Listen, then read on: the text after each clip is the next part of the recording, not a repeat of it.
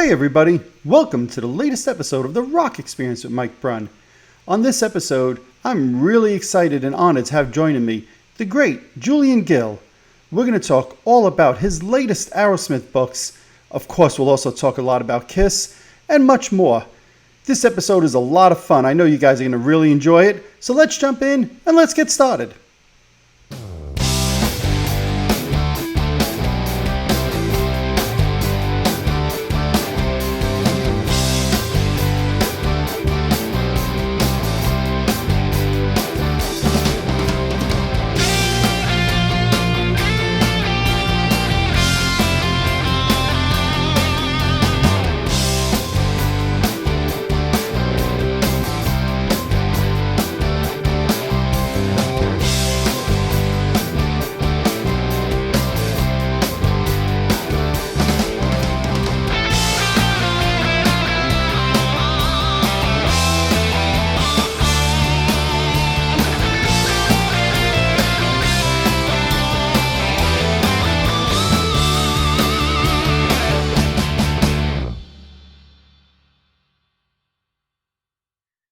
Hey everybody, welcome to the latest episode of the Rock Experience with Mike Brunn. Today I'm really excited to have a special guest with me. The Kiss fans who watch my show will know him from the Kiss books he's written. Obviously, he's been part of the KISSFAQ site, running that for years. Now he leads the podcast there, and now he's got some exciting new Aerosmith books coming out. Please welcome to the show, Julian Gill. How you doing, Julian? Mike, I'm really excited to be on your show. Yours has been growing by leaps and bounds, and you're doing great stuff. Yeah, I mean, you're becoming an Eddie Trunk. So congratulations to you on how your show has grown and grown and grown. It's really been impressive to watch.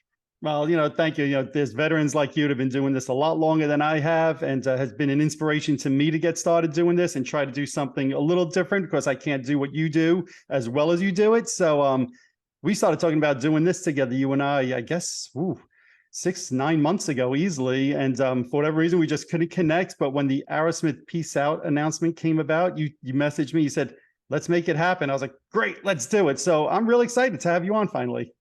Well, thanks. It's very much appreciated. And anyone who takes the time to, to support any of the things that I do, whether it's podcasts or buying books, is very much appreciated. So thank you. Yeah. And, your podcast, just talk about that for a moment. You're up to what, like episode 450, 480. So you're close to 500 now, right? We have definitely overdone it. Well, to me, when you're talking Kiss, you can never overdo it. No, you can always talk about the same thing again on a different day and have a different opinion. That's the great thing about music, that it's not carved in stone necessarily what you think about a song, unless maybe it's Nothing Can Keep Me From You, in which case in most days you're going to say that's the worst thing ever recorded. Is that your least favorite Kiss song? It's one of them. Yeah. There's a couple that are pretty bad, but not a lot that not a lot that I would get up off the sofa to press fast forward.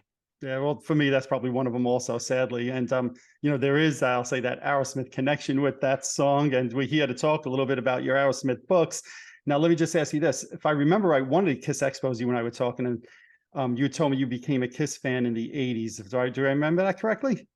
That's right, because Kiss and Aerosmith and any of those bands didn't mean squat in England when I was growing up. And it was only after I moved here and kind of graduated from John Lennon and Beatles that I worked my way through the path that many people followed through the Quiet Riot and the Def Leppards. And I had Duran Duran and Men at Work to get through first as well. Well, there's nothing wrong with that. I have Men at Work albums in my collection from 1982. No, nothing wrong with that.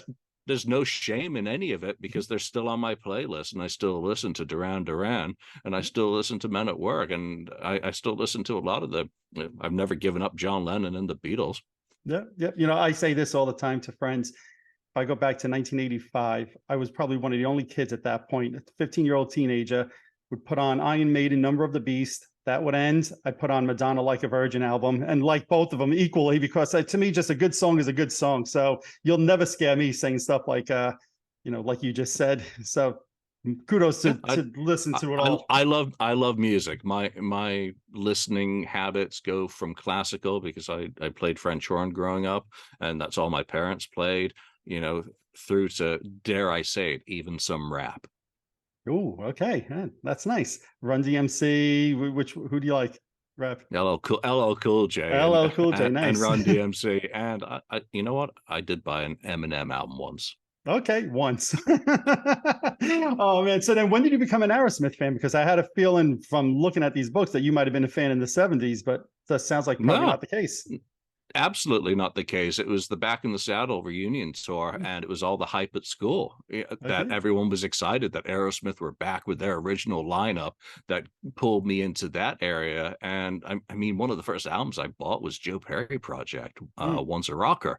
And then I got into Aerosmith afterwards. wow. So it wasn't something that I discovered on my own. It was something that I discovered from peer excitement, Mm. because you certainly couldn't see Aerosmith on MTV at the time. No, that's for sure. And for me, my Aerosmith fandom probably started with the Permanent Vacation album. So, you probably even a little bit like a couple of years later than you. And, for me, I'll always have and I know fans hate it, a special place in my heart for the song Angel, because for me, it was when that song became a hit. I was like, I got to go buy that album. And I put the album on. I'm like, this freaking rocks. This is great. And then I went back and refound the 70s stuff. But, for me, Permanent Vacation is when I came in.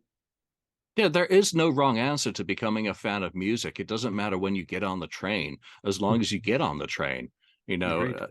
it's the same with Kiss. It's the same with Maiden. They're fans of, various lineups and eras of every single band that's still pretty much actively out there. Same with the Stones and Pink Floyd. There'll always be fans of Sid over, David Gilmour. Mhm. And there'll be people who hate the later 80s stuff after Roger left. So it doesn't matter. There really is no wrong answer. It's just where you go with your taste and whether it makes you happy. Oh, that's exactly what people have asked me in the past. Why do you like Kiss so much? What is it about them? I was like, it's fun and it makes me happy.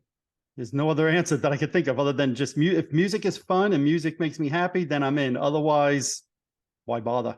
Yeah, we're listening to music. It's not the Masons. There aren't levels to progress Exactly. to. You're not getting a gold badge or something on your lapel that says now qualified to do French fries. It's music. You're listening to it for enjoyment. You're not competing with someone else to find some obscure song to say that's your favorite. There is no competition in it. So I just approach it. I like it. And there are very few bands that I commit to that level to do books about. Yeah. Um, Rather than just enjoying the music. And I really love the bands that I can just enjoy the music, that don't rope me in to that evil black pit of despair. And if I can, that's one of the things I love about all of your books, and specifically for a moment, the Aerosmith books, is it is about the music. It's not the drama. It's not all of that other stuff. When you pick up these Aerosmith books, and the one's been released so far, and we'll talk about that, and then another one coming down the pike. 600-700 pages of just celebrating the concerts, the music, and to me, that's what I love about the books. That is absolutely what it is about. It's about the music. It's about the people making the music. They were so busy living their lives on the road making the music. You want to read the dirt, go read Walk This Way, Yep. the original Dirt, that book. I mean, it's fantastic, but it was a good starting point for me because I wanted to see how many of those things I could prove through a bit of historical research and, see where those stories were based in reality or conflated with other memories. Because come on, those guys were abusing themselves, something fierce. Yeah. But I did want to keep it to just the music and the reviews and the touring and kind of, the narrative sections are don't go into super depth about the recordings of each album because I didn't want it to be that. I wanted it to talk more about, okay, we've recorded the album, now we're on the road. Right. And it is the story of a band's life on the road through the contemporaneous reviews of those local newspaper idiots in some cases who all use the same insults. It's amazing sometimes when you read them, you're like from town to town, it sounds like the same review. But I'll say this compliment about the book and talking about how it's life on the road, etc. After reading the first chapter of the Aerosmith book, the first thing I wanted to do is go find my various Aerosmith bootlegs and say, oh, let me put in this show. Oh, let me put in this show. Let me revisit that era, because that's what these books do for me. It kind of gets me excited to relive a time where I was too young to appreciate it, but I could listen to some of the music on tapes and really relive it, listening to the tapes, reading the book, and really feeling like I'm in that moment again. Yeah, doing the Aerosmith book, you just mentioned the first chapter. The first chapter is all, about the prehistory and the band coming together. And we're both Kiss fans. And Mhm. a lot of people in the New York metro area will have been able to go to the Diplomat and the Coventry and the Daisy and some of those places that no longer exist. Yep. It True. isn't the same when it comes to Aerosmith, which is what makes it so more exciting for me, that a band that is slightly older than Kiss, I'm able to go up to New Hampshire, to the barn where it all happens, and Hmm. stand outside. I mean, that's like going, well, you can't even do that in Liverpool, go to the Cavern because it's not the real one, that's there now. Sure. But it's like going to the places in Liverpool that were important to the Beatles. It's like going to those places that many fans were able to do in New York City and actually go there. And I took my buddy Andy on tour with me around New England, and ended up standing on the third stage that Aerosmith ever played at. I Wow. mean, that's like standing on the stage of the Daisy. Right. I Absolutely. mean, that is, as a music fan, is just, I'm sitting there with my arms up going, oh my goodness, the echoes of a half century of music kind of washing over me. That I love it. Yeah, and you know what? One of the things I love with the books also is the way you write is so it's colorful, yet it's not too over the top. Because I can't say when people are over the top when they write. So I have to assume you have some kind of writing background through school or college or whatever it is, or is this just a passion of yours that you've developed over the years? If anyone has any of the earlier books, the Kiss album focuses, they'll see that hopefully my skills have developed. Yeah, first edition. First Uh, edition. um, it, I am not a natural writer. I Okay. have a very confused writing style because I flip between English grammar and American grammar subconsciously, and Okay. I'm horrible at spelling. But I have put effort into the craft, and with each successive book I have done, I've tried to improve the craft. Mhm. Um, I thought with Odyssey and the Solos books that we had knocked those out of the park, and then I'm still finding typos. So I addressed that by getting a professional copy editor for this. And he did a fantastic job of going line by line and saying, you don't need to say that again. You've already said that twice and we've already taken Mm. it out, or don't say it this way. It was brutally honest. It was brutally critical. If I could have done that for the earlier books, well, would have, could have, should have. You learn each Right. step you take forward. Hopefully, you are improving the art. And I do put a little bit more time into the writing now in condensing it, hopefully, to be a little less flowery and more straightforward, but still hopefully well thought out. So what made you decide after all these years, hey, I'm going to go after an Aerosmith book? Because you've done tons of Kiss books, like you said. Why an Aerosmith book now? Because it's always been in parallel to the Mm. Kiss books. The Kiss touring histories I was working on from the 1990s. And every time I found a newspaper, I'd find Aerosmith stuff in there. And I loved the band equally. And I was interested in them from the same perspective as Kiss. So I filed stuff away. I wrote some stuff. I never did anything with it. I did that with a couple of other bands as I was going along, and those seeds didn't germinate. The Aerosmith one kept going, especially with it being really a band with two eras, because you have the original Columbia era, and then Yep. you have the secondary Geffen area. And then, of course, you've got everything after they came back to Columbia Sony, Hmm.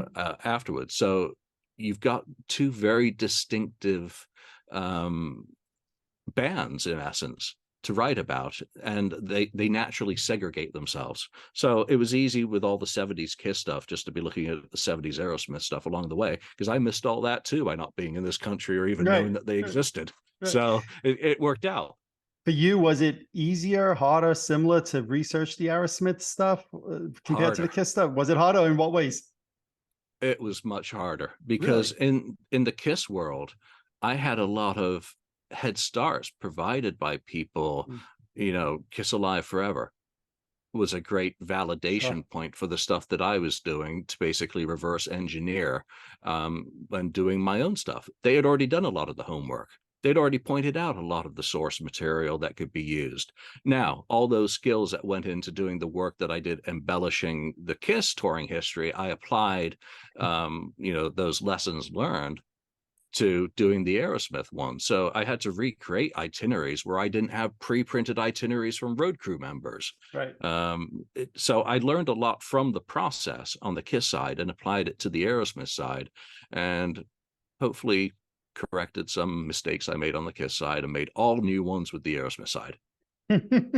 Was there any kind of Aerosmith document that put all of this information together? Like there was no book, obviously, but it sounds like there was no place for you to get some of this information. You kind of had to do it all yourself through research, I guess.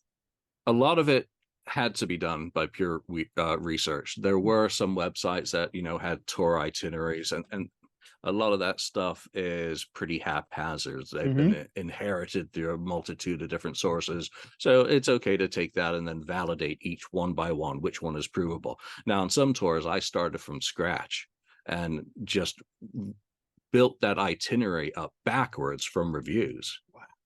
Wow. So and then validated it against lists to see what was missing and see if I could prove or disprove that date listed on so-and-so's website itinerary was wrong, or that, I even looked at Setlist FM for what that's not worth, and disregarded all that stuff.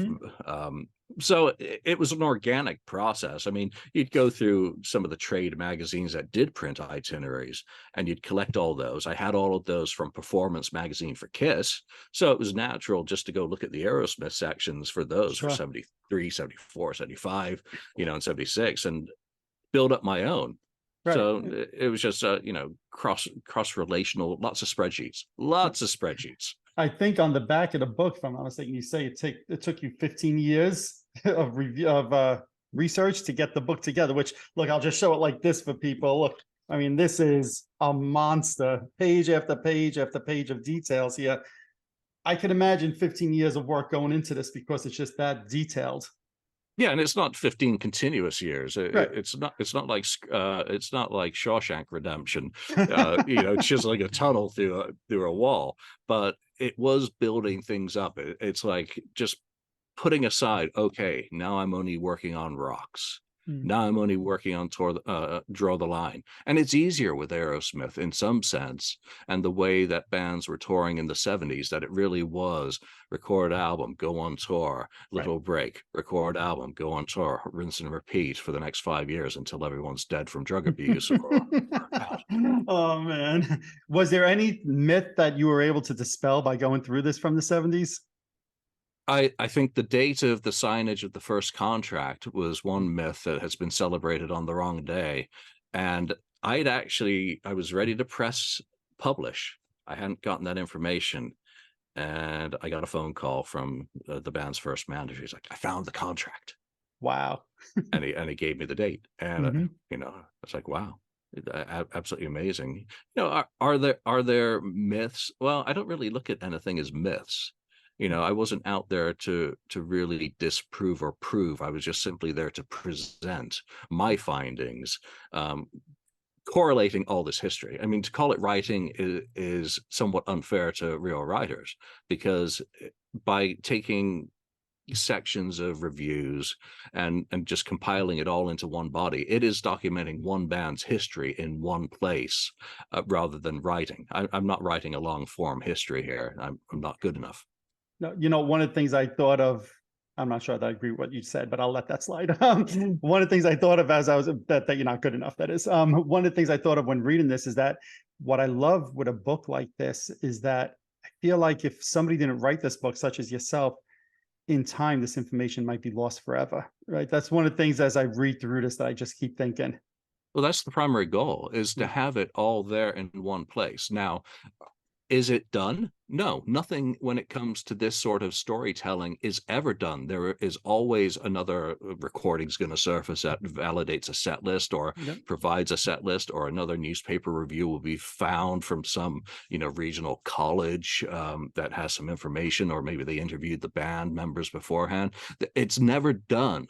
Yep. But it does bring it all together in one place. And I think respectfully, that's the important thing, that it had to be a celebration of the band, even though a lot of the reviews you know, mention Carly Simon, Mick Jagger, Yeah. Oh, children, God. you know, all sorts of brutal things. It becomes repetitive in that sense. And the reviews towards the Joe Perry project just break my heart Hmm. because they missed the point of what Joe was doing by getting out there and playing. So going back to what you were saying is, yeah, putting it all in one place so that in a way that I think you can just flip it open and go. It's not linear Yep. other than, you know, it being chapter by chapter, but you can just flip through it. It's not something that um I guess needs to be you get bored of, because you No. can go back and you're always going to find something different, some piece of minutia buried in there. And there's a lot of minutia, you know. Oh, yeah. Oh, yeah. I'm actually shocked by some of the things that I was able to come up with to put in the book. Like what? Is there something you want to share? um Interactions with one Ace Frehley in Mhm. 1973 Yep. is a very good one, of him being thrown out of an Aerosmith after Yeah, party. yeah. I never knew that. And I obviously, as a huge Kiss fan, when I read that, I'm like, wow, I never knew that story before. Yeah, which is absolutely stunning. You know, for those past who have never quite intersected properly. I think probably the best story in volume one is the Aerosmith road crew side of the knife fights with Hmm. Kiss's crew. So we've heard of Kiss's side of that story, the Kiss road crew, the original road crew, and to hear it from the Aerosmith crew, you build up a better picture of where the truth is. We always know that truth is a very, well, difficult thing to define, that people will see the same car accident in many different ways. And it's that sort of situation with the knife fights and the friction between Aerosmith and Kiss that are really fascinating. Yeah, and you just hit the nail on the head for me as I was reading through some of that information. And it was interesting to see it from the other band, in this case, Aerosmith's point of view, because as a Kiss fan, I've only heard their point of view for a few decades now, right? So, and there's a few different Kiss intersections between, the bands over the years. But that to me was very interesting reading that. And I'll say this, you don't only have to be an Aerosmith fan. If Kiss fans will find plenty of things in these books. I know there's some Eric Singer quotes throughout. Like you said, there's some intersections between the bands over the years. So there's definitely a lot in there, even just for Kiss fans. Yeah, I wanted to interview Eric and Tommy because they were fans of the same sort of music that we love in the Yep. 1970s. And I knew Eric had stories, and he certainly had stories because he shared them in the book. And Yep. Tommy had stories, and some of the other parts of his will be in volume two for the 2003 tour. Yep. But of course, Tommy was in Black and Blue that opened for Aerosmith on the Back in the Saddle tour. Great point. Yeah. So it was great to be able to call on those guys and talk about not Kiss. Absolutely. Because What? Go ahead. yeah, well, because when you think about Kiss all the time with these guys, to find out more about the music that they loved growing up just makes them more real. I agree. I agree 100%. And, to me, one of the things that I found very interesting with part one of the book, again, I got into Aerosmith in 87, and we'll talk about part two book in a little bit. But as the 80s progressed, to me, the reviews of Aerosmith became much more positive, and they were seen as like the MTV darlings, etc. And in my mind, it was always Aerosmith held on a pedestal. And if you like Kiss, well, the review said they suck, right? But it's actually, as I read these reviews in part one of your book, I could not believe how many reviews were, this band sucks, it's a poor man's Rolling Stone, Steven Tyler wants to be Mick Jagger. If I read that one more time in the book, I was going to be like, guys, he's his own person, he's not Mick Jagger. But it was actually very eye-opening to me to see how disliked Aerosmith was in those early years. They got no respect. They were the Rodney It was amazing. Dangerfields of Yes. American rock and roll. They were given no sort of legitimacy. It all focused on Joe and Stephen as analogs of Mick and Keith, Yep. without taking into account that this was an American garage band Yes. that were just steeped in British blues rock. Yep. So that's American blues that have gone to Britain and been filtered through the 60s, through the Becks and the Pages and the Claptons, and sent back to America. So it's really fascinating just how much people hated them, Yes. but also how they had to have a strategy. And this was part of the fascinating part of having access to David Krebs, was sitting there talking about how the band broke it and made it. They started in Boston. They moved to New England. They then did the Northeast. And then they found pockets, just like Kiss had to do Yes. with the Midwest and Detroit, the same markets, Cleveland, Akron, Indianapolis, Yep. and then they move to the West Coast, which becomes a bigger challenge. So market by market, with patience and a little bit of luck, because unlike Kiss, well, Kiss had a one outlier single, Save Their Butts. Sure. Aerosmith had Dream On, Save Their Butts, basically 2 years after it had been released. And that's what I was going to say. Most fans don't remember or realize that did not become a hit at first. It was only 2 years later, like you just said. Exactly. That right as Rocks was about to be released. Yeah.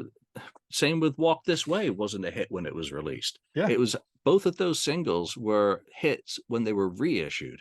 And that was something that Kiss didn't have. Well, Rock and Roll All Night, a little bit, was a minor hit when it was studio released, and then became the massive hit when it was released live.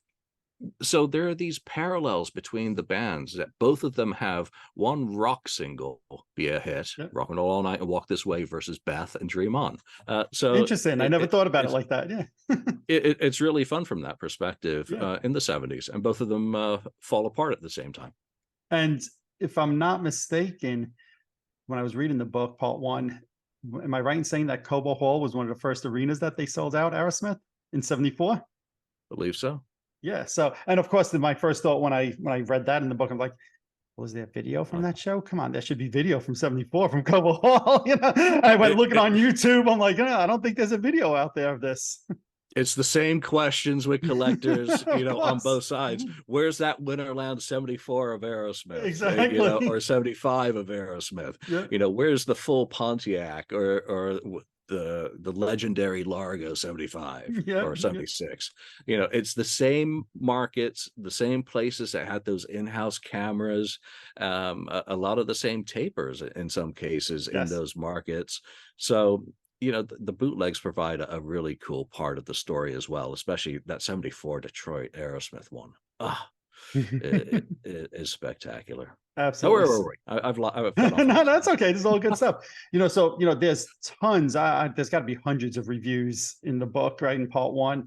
You might know the exact number, but it's just, one of the things I love about the book is reading those reviews, because they're real time, right? They're not somebody looking at it 30, 40 years later and saying, hey, I remember seeing Aerosmith in 76 and the show was great. This was somebody, albeit paid to do it, writing a review in that moment, in that night. And, do you know how many different reviews you have in the book?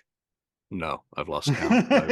It's too many. You run out of hand speed and everything else. You do. And again, I've got some favorites. One of the best reviews, I think it's from 76, Philadelphia, was written by one John Kolodner, savaging them. And he becomes their A&R guru in the late 80s, responsible for Angel. Yes. That song that made you a fan. That's right. Yeah, go figure, right? And some of those early reviews, and I'd love to get your thoughts on this, they called them, some of them, a glitter band. And I never once thought of Aerosmith as a glitter band. I know, Steven Tyler had the scarves all over the microphone, but that to me is not a glitter band. But what were your thoughts? Did you see them as a glitter band in the early days? Not at all. I saw them as, in the same sort of orbit as the Dolls, but without relying on the gimmickry that Agreed. The Dolls had. And one of the things that's always been made clear by their management is that, unlike the Dolls, they had a punk attitude, without a doubt. Yeah. And that becomes a little bit more evident, to at least to my ears, in 77, after they've come back from their first outing to England, where they would have experienced the real punk scene, or the British punk scene, versus the New York one. So they had a punk ethos, but they were able to project themselves and communicate with the full audience that they were playing. And it's been said that the Dolls sucked 9 out of 10 shows. Right. They would do one brilliant performance out of 10, but they would never get past the first 10 rows. Right. Which is why they stayed an art band in some ways. Now they're more influential in terms of who they inspired, but they certainly weren't successful. Yeah, that's for sure. One of the things I also love is you have tons of ads pretty much on every page. I feel like there's like ads from the different concerts. And one of my favorite ads in the first chapter of the book was or in the first book rather, is Joe Perry's Aerosmith. And I was like, Yes. whoa, what's up with that? I never heard that. And my first thought was, with no disrespect to Joe, but to me, that's Steve's band and not Joe. So that was to me a real interesting find you came across there. Yeah, those were all the local ones. I did a trip out to New England, as I mentioned, Yeah. and going through some of the regional papers, finding that, I mean, I had to sit on that. I wanted to share that Joe Perry's Aerosmith advertised in 1971.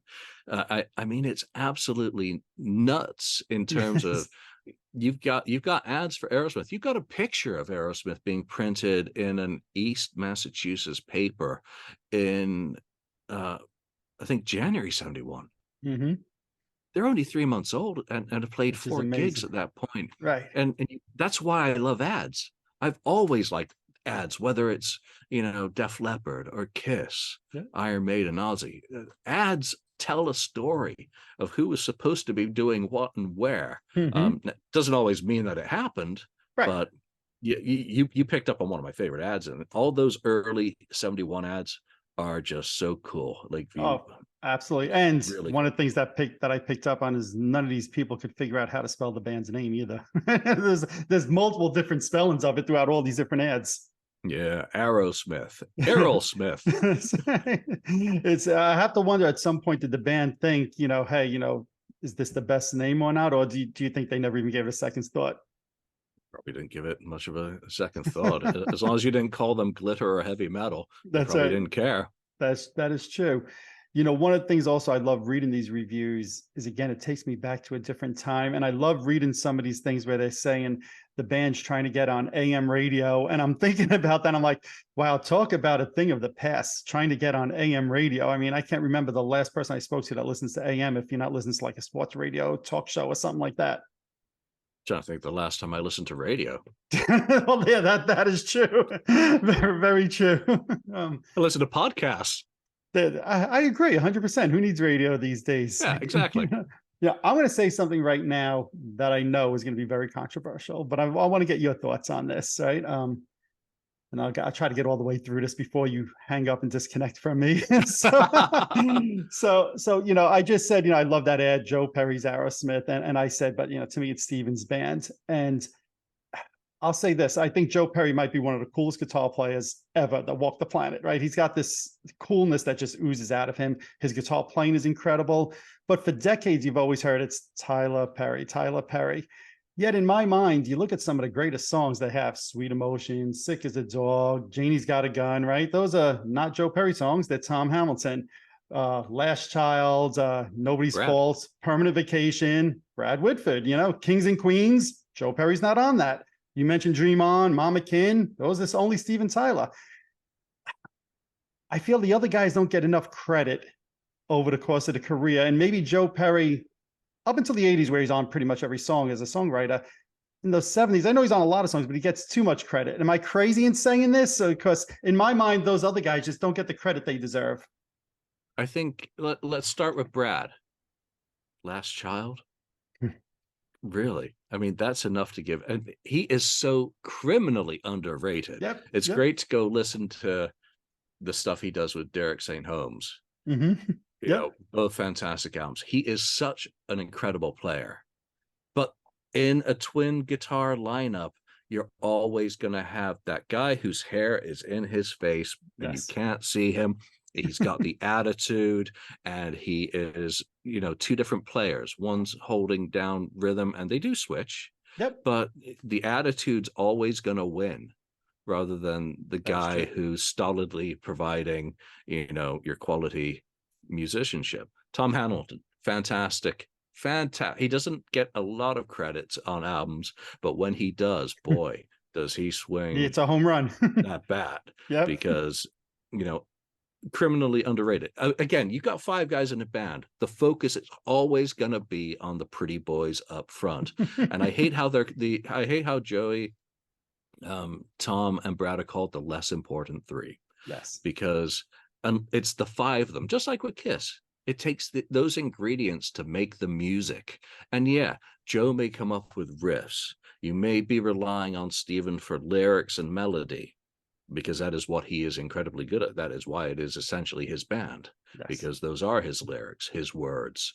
But the riffs predominantly come from Joe, with occasional contributions from the others. But it's when they put them all into woodshed mode and turn that into an Aerosmith song, that is where the real magic is for me, as someone who's not in that rehearsal hall. You know, there are very few rehearsals that you can actually listen to, hearing these guys come up with the ideas. So that they all have their role. Joey's drumming, critically important to that band, foundationally, because it all starts with the drums, and his education playing with black groups and learning how to keep his playing in synchronized with their stage moves and to provide enunciation. You're just not going to learn that playing regular rock and roll in the Zeppelin mode. So the nuances that come through from all of their tastes. I mean, Brad, well, he's a big Zeppelin guy. Jeff's, well, Joe's a Jeff guy in more ways than one. So you get all these elements coming together. But yeah, no, I wouldn't hang up on you for that comment. I remember the first time I said that to somebody, they looked at me like, no, come on, Joe Perry's king. I'm like, you misunderstand what I'm saying. I'm not trying to minimize Joe Perry, but I think the other guys just don't get credit. And I'll say this, Joey Kramer has perhaps my favorite moment on any Aerosmith album. And it's so simple, yet I just love it. So the song Draw the Line, and, you know, the whole part where in the middle where like Steve is like, I'll say screaming, or whatever. And then Joey Kramer comes in at the end of it with just going on that snare drum. And I absolutely love that. Is my favorite Aerosmith moment, any song, any album. And between, you know, the way Steven Tyler's like screaming those vocals, and then Joey Kramer's playing that snare drum, it's just as simple as it is. It's my favorite Aerosmith moment, any album. Yeah, Draw the Line is something special, that song. Yeah. That is like punk music with slide. I agree. Yeah, that's a great, that pick attack using slide for Joe, that just reeks of what he'd kind of learned from the British punkers in 76, but he always had that aggressive picking. So it really wasn't that new. It's just, I hear Pistols in 76 Clash on Draw the Line with a slide guitar, and that's just where my musical vocabulary comes from with it. So great song. I've never thought about that connection. And I'm a big Pistols fan, very big Pistols fan. So, but yeah, I could see that connection. Maybe that is one of the reasons it's my favorite Aerosmith moment on any album, because I absolutely love the Pistols. Might be one of my top 10 favorite bands of all time. Yeah, Pistols are okay. I like the first album. Yeah. Is there more than one? That was good. I like the first. Oh, very, very good. Oh man. So, you know, what do you, so talking about, well, here, let's talk this first. One of the reviews I love that are in the book was when they're talking about the Rocks album, comparing it to Kiss Destroyer, right? So to me, I think of those two albums, what, 76, both of them. When you look at that and I read some of those reviews, Rocks Destroyer, how do you put those two side by side? I don't. Which one do you prefer? I'll take Rocks any day. Really? Wow. Okay. Wow. Rocks is not an art album where the musicians are being stretched like clay on a potter's wheel. and Bob Ezrin has so much injection of himself and his creativity into the raw clay of Destroyer, whereas he was only an executive producer on Get Your Wings. And that doesn't really change what Aerosmith was, more than allowing Aerosmith to really present what they were. So that's where you first hear, well, they had horns on the first album, but that's where you hear, you know, kind of brass being deployed in a different manner to fully embellish the sounds, you know. So Aerosmith's a different creature. Rocks is just one hell of an album. I mean, it may be a perfect album.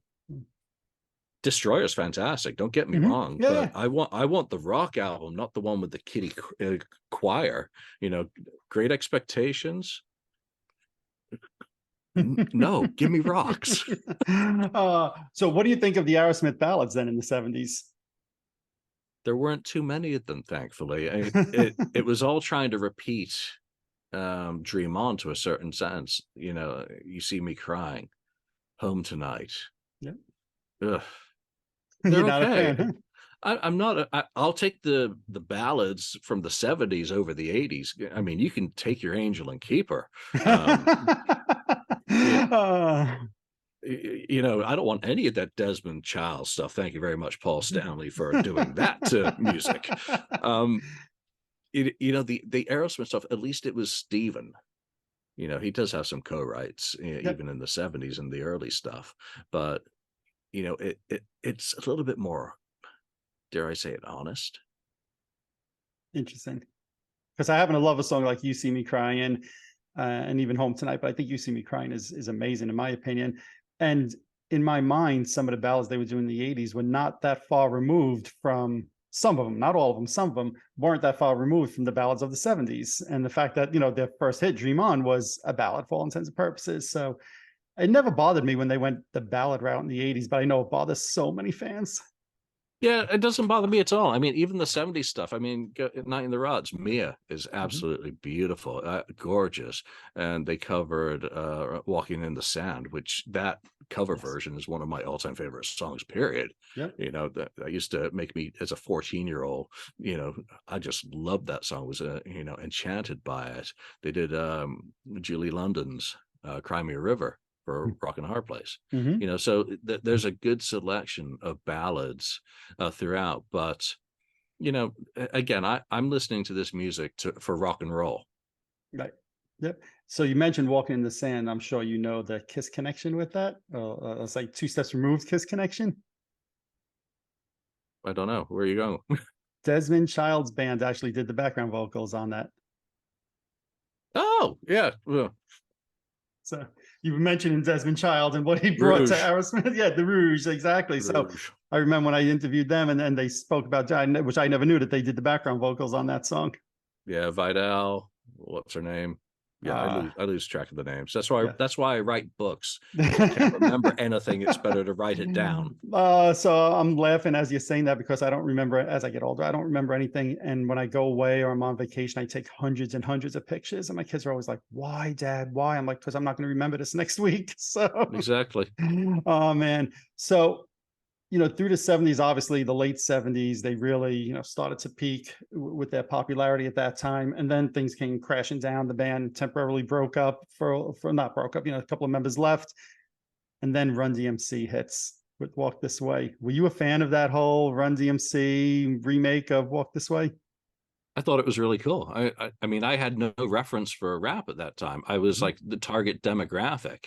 Um, it was introducing me to a new genre of music, hip hop, and uh, that I just had no connection with. So the video was cool as hell. Yes, it You, was. it was just part of that MTV era. It resonated, and then you couldn't get away from it. So And true. they weren't exactly on the scene at the time either, because they were rehabbing. So rehabbing, they canceled the rest of their Done with Mirrors tour in the summer of '86, and were off the road, out of sight, while that's becoming a hit. So it kind of sets them up for that next phase of their life. Yep. So let me ask you this: did Run DMC save Aerosmith? Well, Run DMC was on the rise. They'd already had a gold album, and I think the next one was platinum. So they were already legit on their own. I think the combination of taking rock and rap um, was just ready for the mainstream at that time. It wasn't Agreed. the first time it had been done. Agreed. Agreed. Now I'm kind of morphing us a little bit into the territory where book number 2 will come into play. So before I do that, book number 1 covers, 73 to 1985. It is, what, close to 700 pages, tons of reviews, different ads. I mean, just all the different amazing things here. And people could buy this right now on Amazon, correct? That's right. That's the only place to get them. These are all print on demand through Amazon's publishing arm. It cuts off at the end of the Back in the Saddle tour in January '85. Right. And then if the volume 2, which you're working on, will pick up after there. So obviously that was just a ton of work to go through volume 1. And we're only scraping the surface here. And the last thing I want to do is share all the different things that are in the book. I want people to go out and buy it and read it. And really, you could spend weeks with this book and then That's revisit the it. hope. That's the hope that the binding holds up long enough for people to enjoy it. I think it will. And, I said before that reading this book, one of the things that made me want to do is get some of my Aerosmith bootlegs out and really just sit there listening and rereading, because it gives you a different perspective to me once you're listening to that music. And then you could really read something that was in that moment in that time. Oh, yeah. And if you've got a bootleg for which there's a review and some notes in the book to actually match it up and to what you're hearing from the audience perspective, that's why the audience bootlegs are fantastic. Oh, I agree. You get right in the crowd. Even if they're a bit tough to listen to, you're still there from that perspective. And then you're reading the review and you're like, what the hell's the reviewer talking about? Which show were they at? Right, exactly. And that's one of the things to me, like I said before, there's so many reviews that are not very complimentary of the band through the 70s. And I listened to some tapes, I'm like, what were these people looking at? What were they thinking at that time? But I think it was just like the thing to do. They weren't the Stones, they weren't the Beatles, therefore they couldn't be good. Yeah, or if you read when Kiss and Aerosmith or Cheap Trick or Ted Nugent all visited the same market, basically it was spam in a can. Same review, just substitute a different band member's name and insult their appearance and insult their vocals, and it was really just. It wasn't the sort of culture that these papers were writing for. They weren't writing for kids. Right. If anything, they were writing for the kids' parents to reassure them how bad the music was that their kids were listening to, and how the people weren't ever going to amount to anything because they were complete abject failures. Yeah, that's great. One of the things I thought of as I was reading all these reviews, have I turned into that person? Right. So here it is, the guy reviewing or the woman reviewing the show saying this new band, is not good, that they're not equal to what I listened to as a kid. And I hear my voice saying that about today's music and saying some of these bands that come out today, well, they're not as good as fill in the blank of somebody I listened to in my teenage years. Yeah, we're all guilty of it, I guess, to a certain extent. It's hard to, especially when you're listening to rock music predominantly, because how much can you reinvent rock music? So a new band comes along and they're new to the kids who are picking up on them, and we hear them, we're like, there's nothing new there. Guns N' Roses did that. Right. Guns N' Roses were just a knockoff of Aerosmith, who were just a knockoff of the Stones. Right. So we forget the lineages that go into a lot of that music. I mean, we should be happy that people are still getting inspired to make the sort of music that we grew up liking. Even if we don't resonate with the language that they're singing in, because that evolves. I mean, that's why I couldn't really ever get into rap, because I couldn't resonate with what was being the message. Yep. Whereas I still can with some rock and other stuff. I'm just like, what the hell is that? And I go put on a Stones album. So true. So like I said, part 1 covers 73 to 85 and part 2 is in the works right now. Am I correct in saying that? Yeah, it covers 85, so Done with Mirrors up through Endpoint Undetermined. I think the proof I sent you has 2007 on the cover. Well, that's already gone. That's had to be chopped for space reasons. I'm likely going to have to chop the Root of All Evil with Motley Crue as well. I do want to get Devil in Disguise in there, if possible. But it's going to have Just Push Play. It's got to have Just Push Play. Right. So it'll go all the way up through really the last original album, and then some of the greatest hits collections. But it's just grown in scope and scale, because once we get into these eras, there's way more reviews. They're way more in depth. There are way more set lists. There's a lot less interviews, because I'm just not getting the interviews I would like to include, quotes from people in bands. It's just not there for this, for the opening bands. So this one, volume 2, originally was in parallel with this. It was all part of the same thing. It just had to get cut as volume 1 grew. I want to have this all as one volume, but That's just not realistic. Yeah, no, that would be a 1,500 page book if you did it all in one. Yeah, it hurt to cut Done with Mirrors because that was done. Right. And most of Permanent Vacation and Pump were done, Right. other than the narrative. So, that's why I end up with volume 2. And again, that proof I sent you to review, I mean, that was printed in April of last year. That was Wow. just where I was at when I started recovering from volume 1 coming out in November 2021 and starting to think of, I need to get down to work on this. And then a whole bunch of other projects came along that distracted me. Well, I'll say this, having kind of read through volume 2 right now, and you were kind enough, like you said, send me a proof. It was amazing to me to see the change in tone in the reviews as the years went along, right?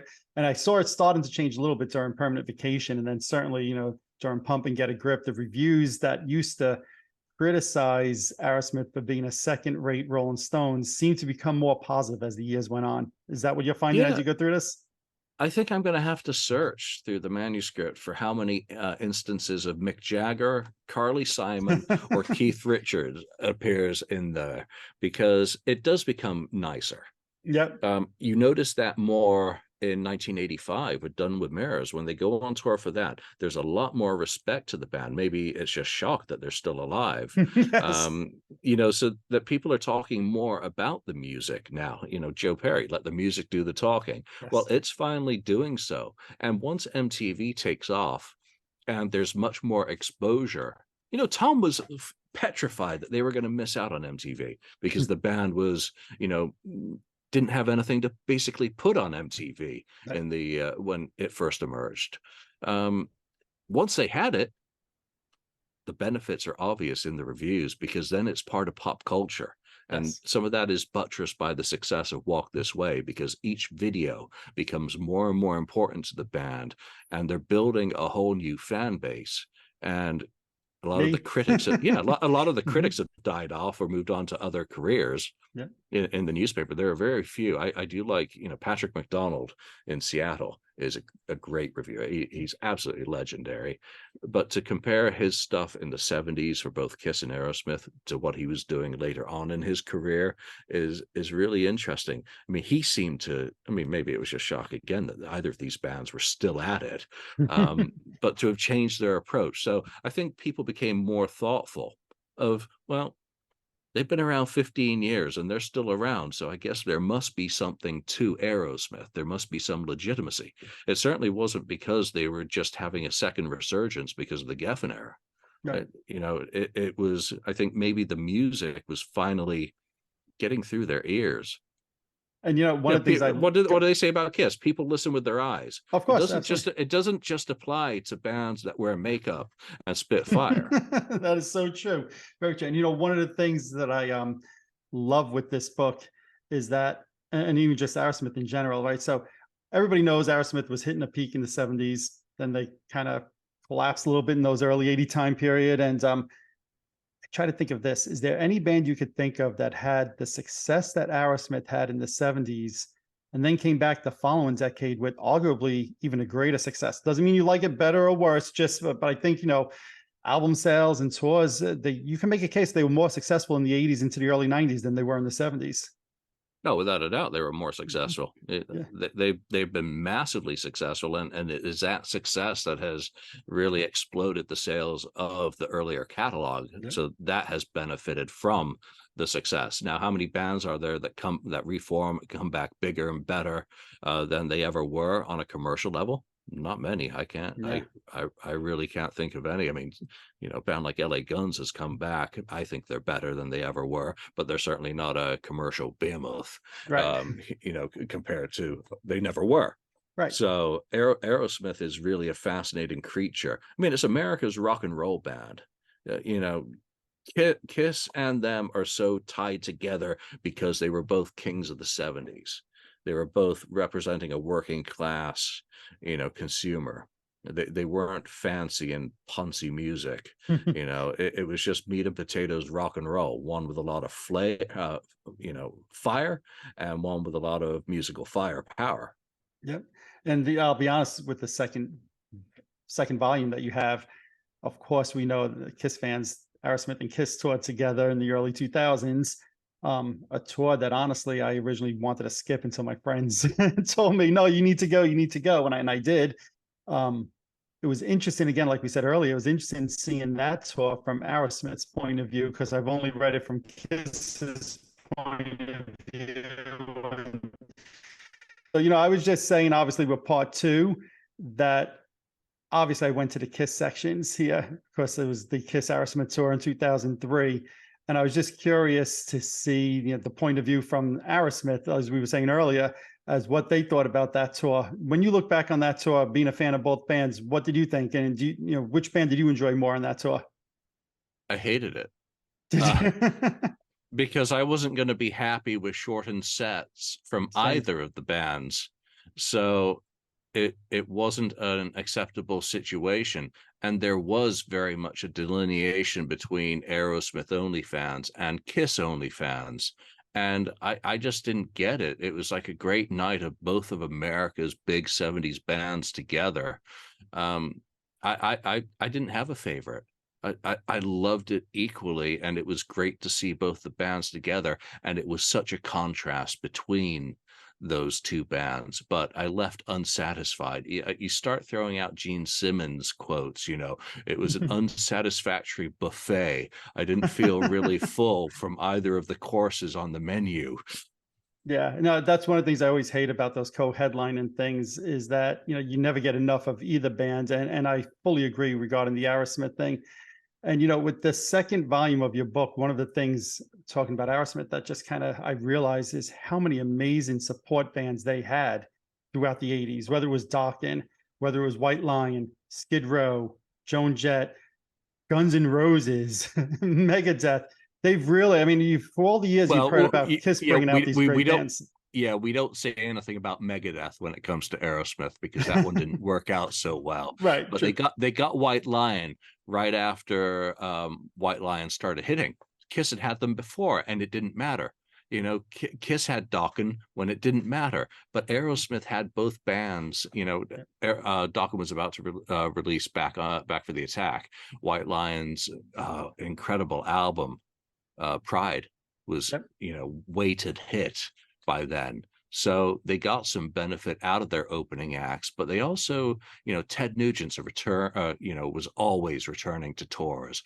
Black Crowes, who they're going to be, back on the road with for the Peace Out tour, is going to be really cool to see, basically grandchildren of the Rolling Stones influence, packaged with the it's two generations of Stones influences together. Yep. Is really good. So they did, and I love Joan Jett. So agreed. So you mentioned the Peace Out tour. I'm assuming you're going, right? Hell yeah. Downside is that it conflicts. My local dates in the Bay Area conflict with Madison Square Garden Kiss final shows. Oh, no. So I am not going to be able to go to San Jose or Sacramento. I'm going to have to go to LA. So that's going to make a week of really good music, actually, but it's going to be quite a bit of travel. Do you think it's really going to be the end for Aerosmith? I don't know. Is the end ever really the end, or is there always the possibility of a Vegas residency? Steven's 75. What does he want to do? Joe seems to just want to play music. He's just done a solo run. And he does the Hollywood Vampires. He wants to play music. He's still very much impassioned by music and he's got a new album coming out. So he clearly wants to keep doing things. Steven is Steven. What about the other guys? I would like to see more stuff from Brad. I wish they'd get that Renegade album out that they did with Marge. But who knows? Again, time is passing. We hear about quality time remaining from Kiss. Well, the same thing applies to any band that is now 50 years in. It applies to us now as aging fans as well. And, when you're doing these books year in, year out, you start thinking about quality time remaining and doing other things other than spending it going through another microfilm at the library. So, again, I don't worry about it because just push play, not just an album. It's an ethos. Live it. I Press love it. play on whatever album makes you happy, and you could be taken back in time. Time travel exists. I love that. That is great. So obviously, volume one of the book is available already on Amazon, like we mentioned before. When do you think you'll have volume two ready? I'm aiming to have that by the end of November, 2 years on from the release of the first book. Certainly, hopefully, in time for Christmas. But I've got two Kiss books to wrap up as well, and I'm actually finishing writing the chapter for Just Push Play at the moment. So I am near the tail end of that, and then it's got to go through proofing and editing and set lists. That's becoming a mess because there are so many, like I mentioned earlier, so many more. I got to figure out what I'm going to do with those, because Aerosmith was a great band for mixing up. It's 50 songs on a tour, would get rotated in and out. So you end up with an awful lot of space in the book being taken up by set lists. That's one of the things I noticed looking at the 2003 tour with Kiss, is how many times Aerosmith changed their set list. And I was like, I don't know if Kiss changed theirs at all. And there was a little bit of a jealousy as I was reading that chapter, saying, gee, I wish Kiss did more like Aerosmith did in that regard. Aerosmith has always been very generous with its catalog. Even when they reinvented themselves in the late 80s, they maintained a balance where the old guys in the back could still enjoy the 70s stuff. It did start of skew out of shape as they did more and more albums, especially, three massively successful ones in a row. But they did manage to keep a balance so that you could hear Seasons of Wither or Last Child or Sick as a Dog, and these songs. And those would become dead zones for the newer fans who weren't familiar with the back catalog. So it's a hilarious other side of the coin to consider. That is definitely true. Now, you mentioned before you worked on two other Kiss books. Anything you could share at the time? Yeah, Mass Hysteria 1980 goes from December Yep. 79 through to July 81, encompassing the whole Unmasked era. It's actually more of a scrapbook color publication. I'm about 75% done on that, hoping to get that one wrapped up by September. And then the third volume of the 50th anniversary of Kiss on Tour, which goes from 2002 through December. So come the day of the final show, that one will be done. I'm writing that final chapter right now as the band are living it. So kind of fun to do. The rest of it's all done, ready to go. So that'll be out hopefully in December. That is awesome. And what about for Aerosmith? Do you think you'll do a volume three? I don't know, probably, because I'm chopping chapters off the end of this. That gives you a foundation to start a volume three. But I also said I'd do volume two of the Def Leppard one, and I never did, just because the market really wasn't there for it, and the amount of effort that it does take. Your heart has to be in it, or don't bother. It's like making music. You don't want Lulu.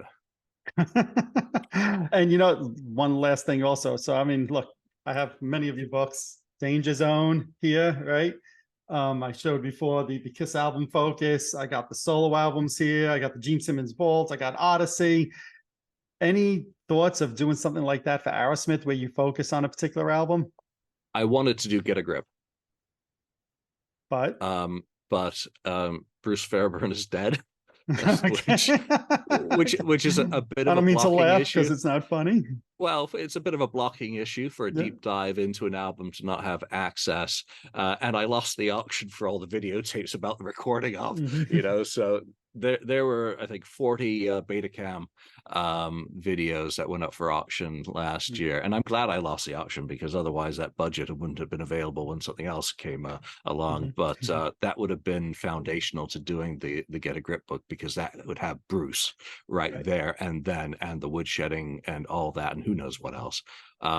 So I would have done one for that. But Bruce is so central to the big albums of importance in the latter part of the career, that once you go back to the 70s and all the Jack Douglas stuff, memories are fading. The additional people, we're losing them left and right. Time is merciless.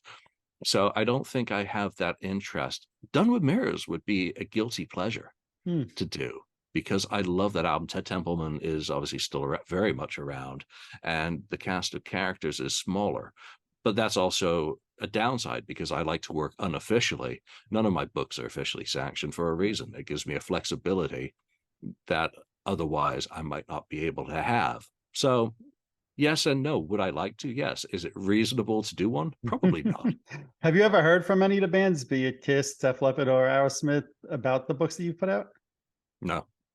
Interesting. They're not going to throw an unofficial, unsanctioned author, any official bone. And if they did, I wouldn't mention it anyway, because I'm an unofficial, unsanctioned author, and it wouldn't be fair to use anything if I did hear anything publicly. I totally respect that. So, like we said, the first volume of Aerosmith is available on Amazon. I suggest people stop watching this hopefully a while ago, and they went and ordered the book when they heard us talking about it, because it is an amazing read, a great read. I hate calling it a book. It's almost like an encyclopedia. It's really, and I mean that in the most complimentary way. It's so chock full of information that will be lost in time. And I'll say thank you for documenting all of that for Aerosmith, for Def Leppard, like you said before, for Kiss. Just what you've given back to the music community, Julian, is I'll say second to nobody. Well, same goes to you, Mike. Thank you for having me on, and thank you and everyone for the continued support for all these books now, which are going. I mean, I've been doing this 23 years since the first, well, something like that, a long time. And everyone who has supported me, through all these numerous pressings and projects, if it wasn't for you guys making it worthwhile, I wouldn't still be doing it. No, and and I'll say this to everybody watching the show here. If you haven't already, and I'm sure many people have, check out Julian's podcast as well, the KISSFAQ website. He really does a great job with all of this stuff. I love watching the show, Julian, that you guys put together. It's always entertaining. And I'll just close again by saying thank you. Thank you very much, Mike. Take care. Excellent. Take it easy. Thank you, everybody, for watching. Talk to you guys soon. Alrighty, there you have it. I'd like to thank Julian for joining me, talking all about his great Aerosmith book, as well as his forthcoming Aerosmith book that's going to be coming out later this year. That was a lot of fun. I also highly recommend everybody who's watching and listening to this, go check out his Kiss books as well. If you're a Kiss fan, you're going to love all the details in his books. Go check them out. I'd also like to thank Julian for being patient as I worked through some computer issues during those last 10-15 minutes of our chat. I'm glad we were able to get it all in and everything turned out just fine. If you're watching this on YouTube, hit that subscribe button below. If you're listening to one of my podcasts, subscribe over there as well. Also, head on over to Facebook and follow my page, The Rock Experience with Mike Brunn, where each and every day we talk about all the rock and roll music that you love. You could also follow me on Instagram and Twitter as well. That's it for this episode. Thanks for watching. Thanks for listening. See you all next time.